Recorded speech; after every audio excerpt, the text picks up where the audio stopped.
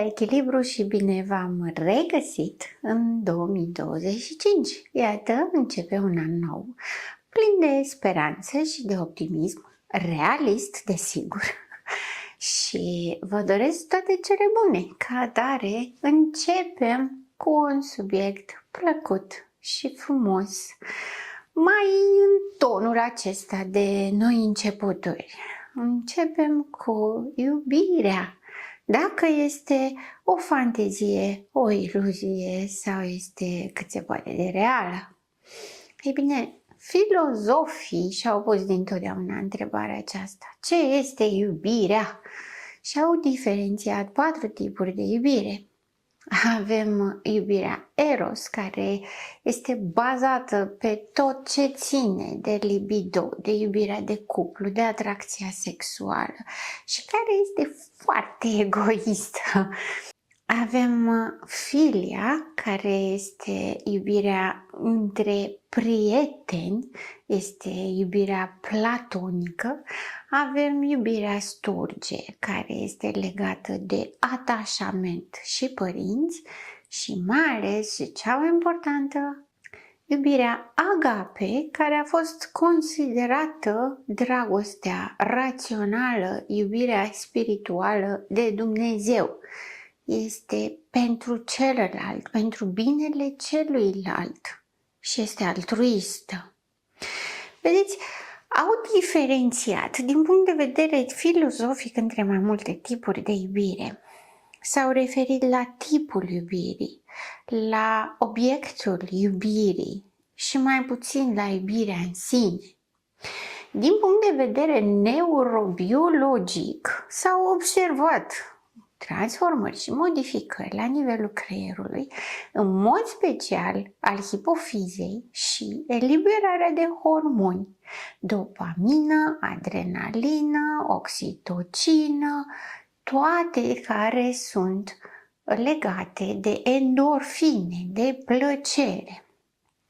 În cazul îndrăgostirii, se eliberează în exces și produc acea tulburare a creierului de zice toată lumea că nu mai gândim când iubim. E frumos, e plăcută, este minunată. Deci, din punct de vedere fiziologic, biologic, este cât se poate de reală. Este chimică, este spirituală, este emoțională. Ne face să ne simțim bine, să ne simțim împliniți, importanți, valoroși. Să vedem lumea mai frumoasă, să fim mai disponibili, mai deschiși emoțional, să avem încredere mai mult în oameni și în noi. Iubirea. Dacă ar fi fost doar atât, ar fi fost minunat. Problema este că, ca orice lucru frumos și ca orice resursă reală pe care o avem, există și distorsiuni. Psihopatologia, de exemplu, și tulburările de personalitate, toate își doresc iubirea cu disperare. Sunt în stare să facă orice, să o fantasmeze, să o confunde, să o atingă oricum, doar să o atingă. Pentru că în tulburările de personalitate tot ce pot să facă este doar să trăiască extazul. Pentru momente și perioade scurte de timp, aleg orice au la îndemână ca să o traducă drept iubire. Ca de exemplu, dependenții de dragoste numesc iubirea tot ce ține de dorință și infatuare. Dependenții de îndrăgostire numesc oxitocina iubire. Dependenții de sex numesc sexul iubire, sadicii numesc iubire dominarea și supunerea, codependenții numesc iubire sacrificiul, narcisicii numesc iubire fantezia, compulsivii numesc iubire hiperprotectivitatea și controlul. Vedeți, toată lumea tinde către iubire, își dorește iubire, dar înțelege diferit. Și mai degrabă, sau aș spune în mod special, psihopatologia confundă iubirea cu ce poate accesa mai mult fizic decât simțit și, în mod special, legată de zona de manipulare și influențare. Iubirea în sine înseamnă libertate, înseamnă evoluție, înseamnă susținere, grijă, protecție, stabilitate, consecvență, coerență, atașament, afecțiune, siguranță. Înseamnă toate lucrurile astea. Are și încredere, are și dorință, are și atracție. Nu-i lipsește nimic iubirii. Este o greșeală să credem că iubirea este doar sex. Este o greșeală să credem că iubirea este o tranzacție. Dacă am capacitatea să iubesc, pot iubi pe cine vreau eu. Este o opțiune, este un drept. Nu este o obligație că dacă eu iubesc pe cineva, celălalt trebuie să mă iubească înapoi. Nu este o măsură cuantificabilă, eu te iubesc atât, tu mă iubești atât, sau eu te iubesc atât, tu mă iubești atât și trebuie să mă iubești și tu tot atât, ca să fie echitabil. Nu există așa ceva. Doar în psihopatologie există tranzacția. Dacă eu te iubesc atât și tu mă iubești atât după mine și tu trebuie să mă iubești tot atât, tot după mine, că așa vreau eu. Pentru că doar în psihopatologie există competiția. Cine iubește mai mult, cine face mai mult. Doar în psihopatologie există condiția. Te iubesc dacă îmi faci aia, dacă faci sex cu mine înseamnă că mă iubești, dacă mă faci să mă simt bine înseamnă că mă iubești, dacă mă iubești îmi dispare frica, dacă mă iubești te supui, dacă mă iubești nu poți să stai fără mine. Dacă mă iubești, îmi răspunzi la telefon de 700 de ori pe zi sau la toate mesajele sau mai știu ce. Sau îmi cumperi prăjituri în fiecare zi sau îmi duci gunoi. Doar psihopatologia are dacă. Și tot psihopatologia are doar. Doar pentru tine fac asta. Doar cu tine fac asta. Doar pe tine te văd. Doar pe tine te vreau. Doar tu ești extraordinar sau extraordinar. Doar cu tine eu sunt un om mai bun. Tu mă faci un om mai bun. Nu. Asta nu este iubire. Asta este condiție, asta este șantaj. Iubirea este liberă. Iubirea se simte. Psihopatologia nu simte, ca atare psihopatologia identifică, cuantifică, numără, caută, pentru că nu simte. Psihopatologia caută indicatori. Dacă mi-ai zâmbit, înseamnă că mă iubești. Dacă stai treaz noapte, înseamnă că mă iubești. Dacă faci sacrificii pentru mine, mă iubești. Dacă nu faci, nu mă iubești. Dacă nu stai tot timpul numai cu mine, înseamnă că nu mă iubești. Are condiții. Condiții absurde. Iubirea este împreună ne simțim mai bine. Împreună evoluăm. Iubirea este extrem de subiectivă și de individualizată. Fiecare om iubește în felul lui. Fiecare om își traduce în felul lui. Da, există teoria ale iubirii, că există mai multe tipuri de iubire, 5 sau mai multe. Dar sunt niște clasificări pur teoretice. Iubirea, dacă există, se simte. Se simte din atingere, se simte din privire, se simte din vorbă. Nu are nevoie de demonstrații. Nu are nevoie să fie cuantificată. Nu are nevoie să fie în competiție și nu cere sacrificiu. Iubirea nu înseamnă suferință. Înseamnă bucurie. Te bucuri că există cineva în viața ta. Nu suferi că nu e lângă tine. Când suferi că nu este lângă tine, înseamnă că nu-ți dă iubire, pentru că nu ai simțit-o, nu te-ai hrănit cu ea, ca atare ești în dependență. Pentru că dependenți, iubirea și pentru psihopatologie, iubirea înseamnă fuziune, suntem la fel, suntem același. Aia nu este iubire, aia este sufocare. Este absurd. Nu pot fi două persoane într-un singur corp.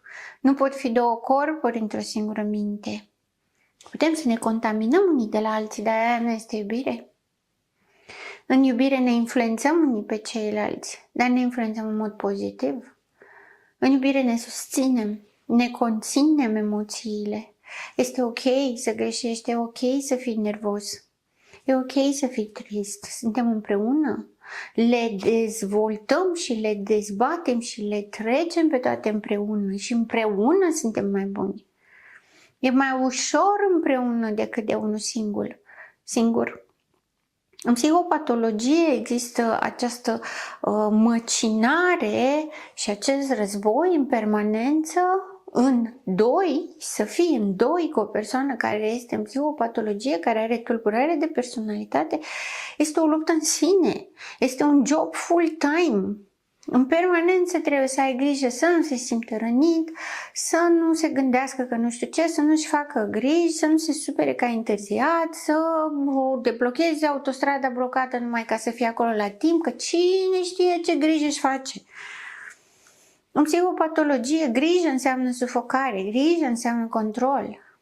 În iubire, grijă înseamnă doar mă gândesc la tine și îmi doresc să-ți fie bine. Și te anunț. În iubire există comunicare non-verbală. În psihopatologie, iubirea trebuie identificată. Cât de mult mă iubești? Ce ai fi în stare să faci pentru mine? Ca să-mi dau eu seama cât de mult mă iubești. Par puerile. În realitate sunt abuzive. Pentru că să trebuiască tot timpul să-ți explici fiecare sentiment, fiecare emoție, fiecare grijă, fiecare preocupare. În psihopatologie, manifestările de iubire reală sunt enervante. Reacționează urât, se plictisește, respinge, urăște. Ce e aia să stai liniștit, să te uiți la film împreună? Păi poți să mă uit la film și singur. Ce e să te simți împreună? Nu, trebuie să-mi faci, nu știu de care prăjituri la 1 noaptea, doar ca să-mi demonstrezi că suntem împreună și că îți pasă de mine. Cum tu dormi când eu nu dorm? Dacă eu sunt agitat și eu nu dorm, tu n-ai voie să dormi. Cum adică? Ce e aia? Nu mă iubești. Este identificată greșit, este confundată cu manipularea. Toleranță nu există, există cerere. Nu există ofertă, există impunere. Nu există nuanțe, există doar totul sau nimic. Nu există hrană, există doar sacrificiu.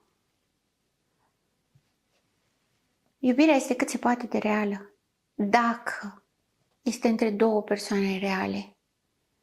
Dacă este între o persoană în psihopatologie și o persoană echilibrată, nu există iubire, nu merge, este unilaterală și la un moment dat se epuizează. Dacă este între două persoane cu psihopatologie, este un foc de paie care dispare dramatic. Ori se termină așa cum a început, brusc, spontan, ori ajunge să fie o tortură pentru amândoi, pentru că se simt blocați acolo. Psihopatologia nu este capabilă de iubire. Mulți dintre oameni nici nu știu să o caute.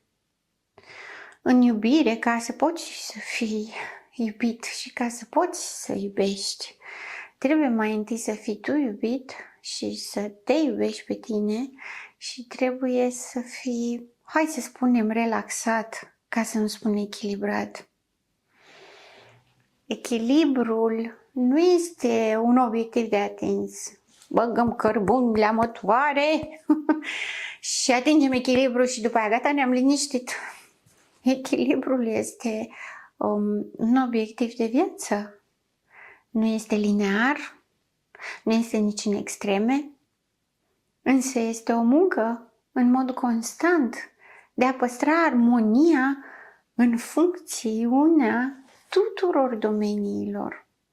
Un om există în mai multe domenii ale vieții sale în același timp. Echilibru înseamnă ca toate să fie ok. Nu în extaz, nu în dezastru, nu în distrugere, nu în sacrificiu, pentru că se debalansează toate și toate se influențează unele pe celelalte. Echilibru înseamnă iubire și iubire înseamnă echilibru. Pentru că în iubire n-ai extaz, n-ai nici tristețe, nici dezastru.